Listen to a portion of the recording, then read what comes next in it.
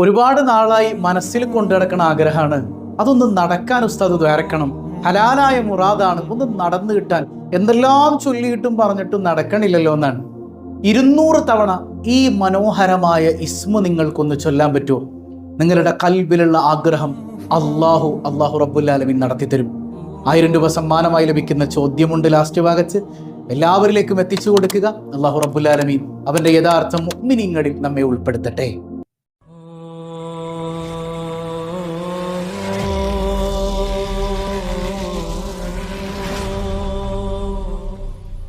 അസ്സലാമു അലൈക്കും വറഹ്മത്തുള്ളാഹി വബറകാതുഹു. എല്ലാവരും ഹാപ്പി അല്ലേ? ഇപ്പം മസാവുൽ ഖൈറിലേക്ക് കയറി നമ്മളിങ്ങനെ സന്തോഷത്തോടെ ഇരിക്കുകയാണല്ലേ. എല്ലാ ടെൻഷനും മറന്ന് മനസ്സറിഞ്ഞൊരു അൽഹംദുലില്ലാ പറഞ്ഞ് അൽഹംദുലില്ലാഹി റബ്ബിൽ ആലമീൻ. ഹംദിന്റെ ഫലമെന്നോണം ദിവസം മുഴുവൻ അള്ളാഹു നമുക്ക് സമാധാനം നൽകി അനുഗ്രഹിക്കട്ടെ. അപ്പോൾ നമ്മൾ ഇന്ന് പറയുന്നത് ഒരു മനോഹരമായ ഇസ്മിനെ കുറിച്ചാണ്. നമ്മുടെ മനസ്സിൽ നടക്കാതിരിക്കുന്ന ഒരുപാട് ആഗ്രഹങ്ങളുണ്ട്. നിരന്തരം നമ്മൾ ദ്വാരന്നിട്ടും പടച്ചോനത് നടത്തി തന്നില്ലല്ലോ എന്നുള്ള സങ്കടം പറയുന്നവരുണ്ട്.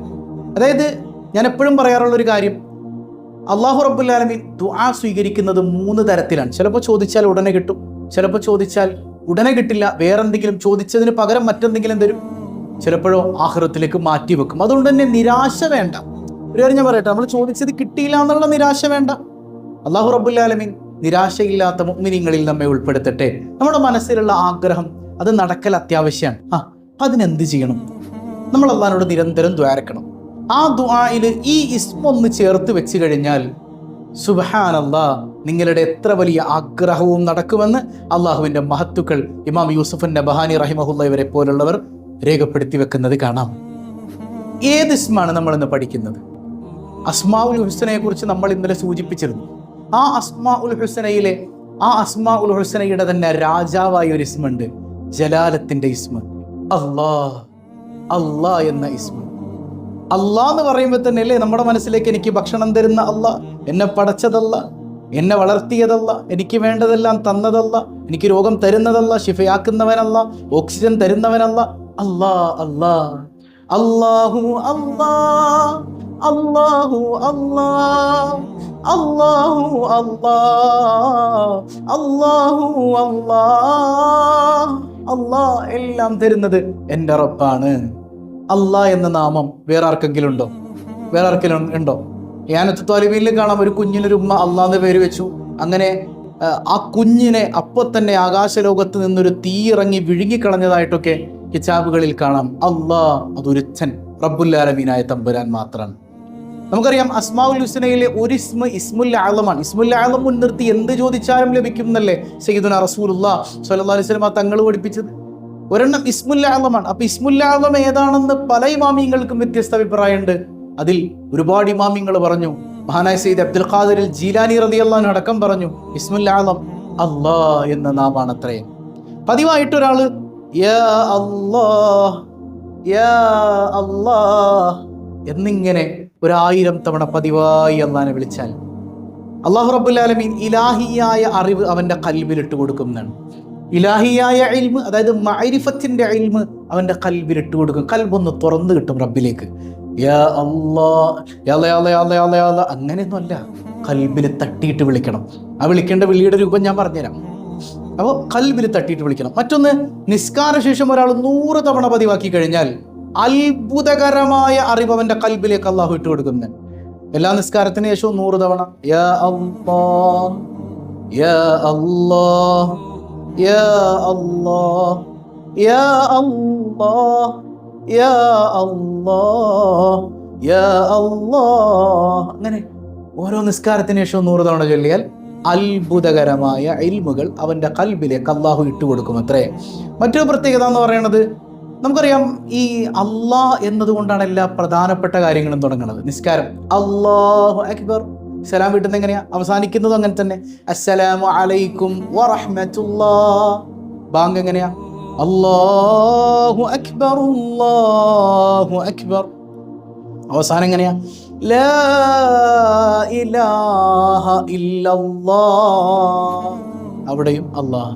ഒരു കുഞ്ഞ് ജനിച്ചാൽ ചെവിയിൽ ആദ്യം പറയുന്നത് എന്താണ്? ആദ്യം ബാങ്കാണ്, അല്ലാഹു അക്ബർ അല്ലാഹു അക്ബർ. വഫാത്തിന്റെ ഘട്ടത്തിൽ ആ കുട്ടി അല്ലെങ്കിൽ അവൻ വലുതായിട്ട് പറയേണ്ടത് എന്താണ്? ലാ ഇലാഹ ഇല്ലല്ലാഹ്. കണ്ടോ, അങ്ങനെ എല്ലാ പ്രധാനപ്പെട്ട ഇടങ്ങളിലും അള്ളയുണ്ടാകണം. അതൊരു ബോധ്യമായി മാറിക്കഴിഞ്ഞാൽ അടിപൊളിയാണ്, പടച്ചോന്റെ കൂട്ടുണ്ടാവും. അതിൽ നമ്മൾ വീട്ടിൽ നിന്ന് പുറത്തിറങ്ങുമ്പോൾ ബിസ്മില്ലാഹി തവക്കൽതു അലല്ലാഹ്, ഉണ്ടോ, അള്ളാഹുവിനെ ഇങ്ങോട്ട് ഏൽപ്പിക്കണം. ആ ഏൽപ്പിക്കാൻ മാത്രമുള്ള ബന്ധം ഞാനും എൻ്റെ റബ്ബും തമ്മിൽ ഉണ്ടാകുമ്പോഴാണ് അള്ളാഹ് എന്നുള്ള വിളി റെഡിയാവണത്. അല്ലെങ്കിൽ വരും അള്ളാഹ്, അതിലൊരു വികാരമില്ല അല്ലേ, ഒരു വൈകാരികത ഉടലെടുക്കണം. അള്ളാഹുമായിട്ട് കൽബിയായ ഒരു ബന്ധം ഉണ്ടാകണം. നിസ്കരിക്കാൻ നിൽക്കുമ്പോൾ എൻ്റെ കൽബിൽ അല്ലാത്തതൊന്നും കയറി വരാൻ പാടില്ല. അള്ളാഹ് എന്നത് എനിക്ക് ആസ്വദിക്കാൻ കഴിയണം. മനസ്സിലാവുന്നുണ്ടോ? ആ ആസ്വാദനത്തിലേക്ക് കൽബെത്തിക്കഴിഞ്ഞാൽ ആ വിളിക്ക് ഭയങ്കര മാധുര്യമാണ്. അള്ളാഹു തൗഫീഖ് ചെയ്യട്ടെ. മറ്റൊരു പ്രത്യേകത, 66 തവണ ഒരാൾ ഇത് പതിവാക്കി കഴിഞ്ഞാൽ അവൻ്റെ ഈമാനിൽ വർധനമുണ്ടാവും.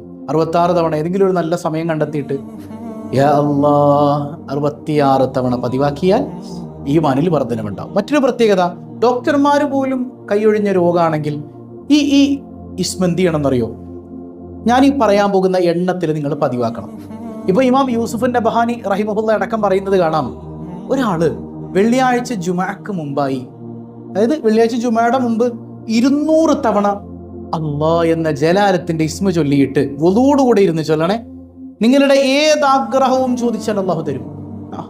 അപ്പോൾ ഒരു ഡോക്ടർ ഒഴിവാക്കിയ ഒരു രോഗിയാണെങ്കിൽ പടച്ചോനെ നീ ഹൈറാക്കണേന്ന് ദ്വാരക്കാം. അപ്പോൾ ജീവിതമാണെങ്കിൽ അള്ളാഹു എത്രയും പെട്ടെന്ന് ശിഫ കൊടുക്കട്ടെ. മറിച്ചാണെങ്കിലും അള്ളാഹ് ഈമാൻ സലാമത്താക്കി കൊടുക്കട്ടെ. ഇട്ട് നരകിപ്പിക്കണതിൽ അർത്ഥമുണ്ടോ? ചില ആളുകൾ ദ്വാരക്കാണ്, പടച്ചോനെ എൻ്റെ ഉമ്മ കൈയും കാലമൊക്കെ തളർന്നു പോയി, ഒന്നും അനങ്ങണ്ട, എൻ്റെ ഉമ്മ അങ്ങനെ അങ്ങോട്ട് കിടന്ന് കിട്ടിയാൽ മതി, എനിക്കതൊന്നും കാണാലോ എന്നാണ്. അപ്പോൾ അതൊക്കെ ഒരു കാര്യം ദ്രോഹമാണ് കേട്ടോ. അങ്ങനെ ഒന്നും ദ്വാരക്കരുത്. നമ്മൾ ഉമ്മാനുള്ള സ്നേഹം കൊണ്ട് ദ്വാരക്കാണ്, ഉമ്മാനെ കാണാൻ കൊതിയാണ്. പക്ഷെ ഉമ്മ അനുഭവിക്കുന്ന വേദനകൾ ചിന്തിച്ചിട്ടുണ്ടോ? കിടന്ന കിടപ്പിൽ മലമൂത്ര വിസർജനം നടത്തേണ്ടി വരുന്നൊരവസ്ഥ, കൈകാലനക്കാൻ പറ്റാതെ വേദന സഹിച്ച് കിടക്കേണ്ടി വരുന്നൊരവസ്ഥ. അള്ളാഹു അങ്ങനെ തളർന്നു പോകുന്നതിൽ നിന്നൊക്കെ കാത്തുരക്ഷിക്കട്ടെ. ഒരു രോഗം അങ്ങനെ മാരക രോഗമാണ്, അല്ലെങ്കിൽ ഡോക്ടർ ഒഴിവാക്കി, ഹോസ്പിറ്റലിൽ നിന്ന് ഒഴിവാക്കി എന്ന് പറഞ്ഞു കേട്ടാൽ നമ്മൾ ദ്വാരക്കേണ്ട എന്താണ്? പഠിച്ചോനെ ജീവിതമാണ് ഹൈറെങ്കിൽ ജീവിതം കൊടുക്കല്ല, മറിച്ചാണെങ്കിൽ ഈമാന് സലാമത്താക്കി കൊടുക്കല്ല. അപ്പോൾ അതുപോലെ തന്നെ നമ്മുടെ മനസ്സിൽ നടക്കാത്ത ആഗ്രഹങ്ങളുണ്ട്, ഒരുപാട് നാളത്തെ കൊതിയാണ്. അങ്ങനെ നമ്മുടെ മനസ്സിൽ എന്താഗ്രഹമായിക്കോട്ടെ, നമ്മുടെ മക്കൾ നന്നാകണം, ജോലിയിൽ ബർക്കത്ത് കിട്ടണം. ചുമ നിസ്കാരത്തിന് മുമ്പായിക്കൊണ്ട് 200 തവണ മനസ്സറിഞ്ഞ് വുളൂയോടിരുന്നെന്ന് ചൊല്ലിയിട്ട് അള്ളാഹുവിലേക്ക് കയ്യുയർത്തി നോക്കി മാറും, മാറ്റണ്ടാവും. അള്ളാഹു തൗഫീഖ് ചെയ്യട്ടെ. ഇനി ജുമഅ വരാൻ കാത്തിക്കണ്ട, എല്ലാ ളുഹറിൻ്റെയും മുമ്പായിക്കൊണ്ട് ഇത് പതിവാക്കാമെന്ന് പഠിപ്പിച്ച പണ്ഡിതന്മാരുണ്ട്. പ്രത്യേകിച്ച് ജുമഅ ദിവസം, വെള്ളിയാഴ്ച ദിവസം പ്രത്യേകം ശ്രദ്ധിക്കണം എന്നുള്ളതാണ്. അപ്പോൾ അള്ളാഹ് എന്തും തരാൻ തയ്യാറാണ്. അള്ളാഹ് പറയുന്നില്ലേ, ഉദ്ഉനി അസ്തജിബ് ലക്കും. ഞാൻ മുമ്പ് നിങ്ങളോട് പറഞ്ഞൊരു കാര്യമുണ്ട്, 200 തവണ അള്ളാഹ്ന്ന് വിളിച്ചിട്ട് നമ്മൾ ചോദിക്കണേ എന്താ? പടച്ചോൻ എൻ്റെ കടം മാറ്റണേ, അല്ലെങ്കിൽ രോഗം മാറ്റണേ, ദുനിയാവിൻ്റെ കാര്യങ്ങളാണ്, അതൊക്കെ ചോദിക്കാം. അതിനു മുൻപ് നമ്മൾ ചോദിക്കേണ്ടത് എന്താണ്? ഉദ്ഉനി അസ്തജിബ് ലക്കും, എന്നോട് ചോദിക്കും ഞാൻ തരാം. അതിന് മനോഹരമായൊരു അർത്ഥം നമ്മളൊന്ന് പറഞ്ഞിരുന്നു, ഇമാമിങ്ങൾ പറഞ്ഞു തന്നു. തസൗഫിൻ്റെ ആരിഫ്യങ്ങളായ മഹാന്മാർ പറഞ്ഞിരുന്നൊരു അർത്ഥമുണ്ട്, ഉദ്ഉനി, നിങ്ങൾ എന്നെ ചോദിക്ക്, ഞാൻ എന്നെ തന്നെ തരാൻ തയ്യാറാണെന്ന്. അതൊരു വല്ലാത്ത വർത്താനാണ് അല്ലേ? അതായത് ഞാനൊരു ഉദാഹരണം പറഞ്ഞു. ഭർത്താവ് എവിടെയെങ്കിലുമൊക്കെ യാത്ര പോകാൻ തയ്യാറാവാണ്. അപ്പോൾ ഭാര്യയോട് ചോദിക്കണം, എന്താടി വേണ്ടത്, എന്താ എനിക്ക് മേടിക്കേണ്ടതെന്ന്. അത് നിങ്ങൾ എവിടെ പോകണം? ഇന്ന സ്ഥലത്ത്. അവിടെ ചെല്ലുമ്പോൾ ഒരു അടിപൊളി ചുരിദാർ ഞാൻ അവിടെ കണ്ടുവച്ചിട്ടുണ്ട്, അത് മേടിച്ചിട്ട് വരണം, അല്ലെങ്കിൽ ആ ടോപ്പ് മേടിക്കണം, അല്ലെങ്കിൽ ഗോൾഡൻ ഓർണമെന്റ്സ് മേടിക്കണം. ഇതൊക്കെ നിങ്ങൾക്ക് പറയാം. പക്ഷെ അതിലേറെ ഭർത്താവ് കേൾക്കാൻ കൊതിക്കുന്ന വാക്കെന്താണ്? എനിക്ക് നിങ്ങളെ മതിക്കാക്ക, നിങ്ങളൊന്ന് വേഗം വന്നാൽ മതിക്കാക്കാന്നാണ്. അല്ലേ നിങ്ങൾ പറയും അല്ലേ? അള്ളാഹ് പറയാം, എടോ ഉദ്ഉനി, എന്നോട് ചോദിക്കാൻ തരാം. ആദ്യം തന്നെ പടച്ചോൻ എനിക്ക് നിന്നെ വേണമെന്ന, നിന്നെ കിട്ടണമെന്ന, നിന്നെ അറിയണമെന്ന, എന്നിട്ട് ബാക്കി വർത്താനൊക്കെ പറയുന്നത് അള്ളാഹ് സന്തോഷം കൊണ്ട് എല്ലാം അങ്ങ് തരും. അള്ളാഹനെ അത് കൽബിൽ തട്ടിയിട്ട് പറയണം, അല്ലാണ്ട് വെറുതെ അള്ളാഹനെ ഒന്ന് പറ്റിച്ചു നോക്കാം ഒന്നുമില്ല. കൽബിയായ സ്നേഹം ഉണ്ടാകണം എന്നാണ്. അങ്ങനെ സ്നേഹിക്കുന്ന മുഅ്മിനീങ്ങളിൽ അള്ളാഹു നമ്മെ ഉൾപ്പെടുത്തി അനുഗ്രഹിക്കുമാറാകട്ടെ. അതായത് എന്തിനാ ടെൻഷൻ? അള്ളാഹ് എൻ്റെ കൂടെ ഉണ്ടെങ്കിൽ, അല്ലാഹു ഹാദിരി, അല്ലാഹു നാദിരി, അല്ലാഹു ഷാഹിദി, അല്ലാഹു മഈ.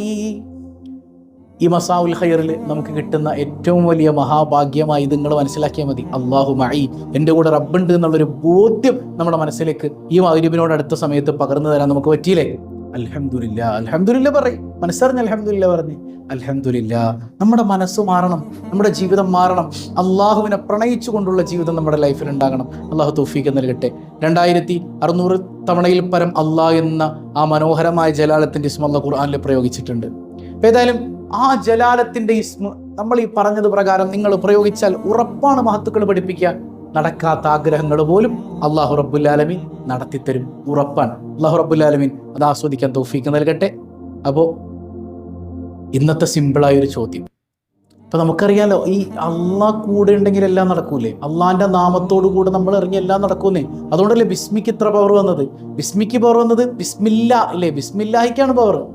ബിസ്മില്ല, അള്ളാഹിൻ്റെ നാമത്തോടു കൂടെ നൂഹ് നബി ഇറങ്ങിയപ്പോൾ ആ ഒരു വലിയ മരപ്പലക, കപ്പലായി മാറിയ മരപ്പലക അങ്ങ് നീറ്റിൽ, അല്ലെങ്കിൽ ആ തിരമാലകളെ ഭേദിച്ചുകൊണ്ട് അതങ്ങനെ നീങ്ങാൻ തുടങ്ങി അല്ലേ? നൂഹ് നബിയുടെ കപ്പൽ ചലിച്ചത് എന്തുകൊണ്ടാണ്? ബിസ്മില്ല എന്ന് പറഞ്ഞപ്പോൾ കപ്പൽ ഓടും, ബിസ്മില്ല എന്ന് പറയുമ്പോൾ കപ്പൽ നിൽക്കും. അപ്പൊ കപ്പൽ ഓടിക്കാൻ കഴിവുള്ള ആ നാമം, അതൊന്നുമല്ല, അതൊക്കെ ചെറിയ കാര്യങ്ങളാണ്. ലോകത്തെല്ലാത്തിനും കഴിയുന്ന നാമം, ആ നാമം നമ്മുടെ കയ്യിലുണ്ടായിട്ട് നമ്മൾ മണ്ടന്മാരായി മാറാൻ പാടില്ല. അപ്പൊ ഈ പറഞ്ഞ എണ്ണത്തിൽ ഏതെങ്കിലുമൊക്കെ ഒന്ന് പതിവാക്കുക. മർമ്മപ്രധാനമായ ആഗ്രഹങ്ങളുണ്ടെങ്കിൽ നമ്മൾ ഈ പറഞ്ഞതുപോലെ 200 തവണ നമ്മുടെ ലൈഫിൽ ഇതിങ്ങനെ കൊണ്ടുവന്നാൽ ജീവിതം മാറും. ഒരുപാട് സന്തോഷം അനുഭവിക്കാൻ പറ്റും. അള്ളാഹു അത് ആസ്വദിക്കാൻ തൗഫീക്ക് നൽകട്ടെ. ഇന്നത്തെ സിമ്പിളായൊരു ചോദ്യം, എല്ലാ ആയത്തുകളിലും അള്ളാഹ് എന്ന ജലാലത്തിൻ്റെ ഇസ്മു വന്നിട്ടുള്ള സൂറത്ത് ഏതാണ്? എല്ലാ ആയത്തിലും അള്ളാഹ് എന്ന നാമമുള്ള സൂറത്ത് ഏതാണ്? കമൻറ്റ് ചെയ്യുക. അള്ളാഹു എല്ലാവർക്കും ഹൈറും ബറക്കത്തും നൽകട്ടെ. പിന്നെ പല ആളുകളും ദുആ കൊണ്ട് വസിയ്യത്ത് ചെയ്തിട്ടുണ്ട്. എല്ലാ വസിയ്യത്തുകളും റബ്ബുൽ ആലമീൻ അറിയുന്നവനാണല്ലേ. എല്ലാ സങ്കടങ്ങളും ഒന്ന് മാറ്റിത്തരട്ടെ. ഈ സദസ്സിന്റെ ബറക്കത്ത് കൊണ്ട്, പടച്ച റബ്ബിന്റെ കാരുണ്യം കൊണ്ട് എല്ലാവരുടെയും സങ്കടങ്ങൾ അള്ളാഹു നീക്കട്ടെ.